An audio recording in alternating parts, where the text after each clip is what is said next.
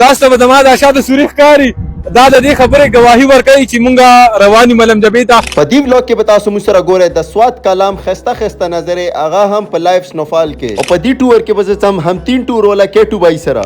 السلام علیکم ملګرو، امید کوم تاسو به روغ جوړ او خیر خیریت سره وای. نن سبا یو وخت مو ته ځان ریډي کو او خپل سفر م سٹارټ کو هیدرآباد فیز 3 نه. 2 منټه پیدل سفر نه بعد مورته مال اف هیدرآباد بی آر ټي سټیشن ته ځون را ورسولو. بی آر ټي بس کې ورته کېنستم او خپل سفر م سٹارټ کو د اشنغرۍ په طرف باندې 20-25 منټ کې اشنغرۍ سټیشن ته ورسېدلم. 2 منټه انتظار نه بعد مو ګاډي را ورسېدو او زور کې کېنستم او خپل سفر م سٹارټ کو د سوات په طرف. پېښور نه مې ونیمه غنټه سفر وکړ او سوات موټروي باندې وته وکي متيام تر ورسېدلو. دلته ټول ملګرو د خپل ضرورت سامان راوخستلو او کې 2 بایو ته ګاډي باندې د خپل هم 3 ټور ولا بینر ولا غولو. نن سفر ته زما هم 3 ټور ملګرو سره چې اجمیر بای او نوید بای ډیر زیات الکان دي. لک شانت سټینه بعد مې د سوات موټروي باندې خپل سفر واپس سٹارټ کړو او نیمه غنټه کې د سوات ولا خستا ټنل تر ورسېدلو. د سوات دی ټنلو کې چا سفر کړی دی لازمي ته په کمنټ کې وایو. وکی سره د سوات ولا درې ونه ټنل ډیر زیات مزیداري جوړې کړې دي. آیا پورا پاکستان کې سوات نه خستا ټنل شته دي که نشته؟ تاسو ته لازمي په کمنټ کې وایو. سوات موټروي نه کوزیدو سره به تاسو ته دوی لارې راشي و سوات سایډ ته و دیر او چترال سایډ ته او مو سوات سایډ باندې خپل سفر جاری وساتل او لک ټایم کې بابي سوات تر ورسېدل. سوات ته انټر کې دو سره مچ د غرونو باندې خستا واوري وکتل نو زړه ته میلا سکون میلاو شلو. دوانو سایډ ته خمزدار گرینری او منځ کې د کارپټ روډ باندې سفر کوي نو ډیر زیات مزه کوي. او که سوات ول ملګری د ویډیو ګورین لازمي ته وای چې دا ځای څه نامه دی. ټول ملګری ډیر زیات وږي شوی نو کې 2 بای دی بهترین هوټل تر واستلو او دلته کې بس خمزدار ټول نشتا کوي. گاډي نه کوزي دو سره ټول ملګری راغلو نشته سایډ ته او ما ورته خمزدار دوی ویډیوګانی جوړې کړي. تاسو ته خپل رائے لازمي راکې چې پین شرټ کې خلګم کا خپل ساده باده پښتنو کپړو کې نو بس دینه بعد زه هم مت راغلم ولې چې ډیر زیات وږی شه او اوس به دا مزیدار بوفه نشتا کو. نشته کې مو سره چولې وی پراټا و بریډو املیټو او خمزدار گبنو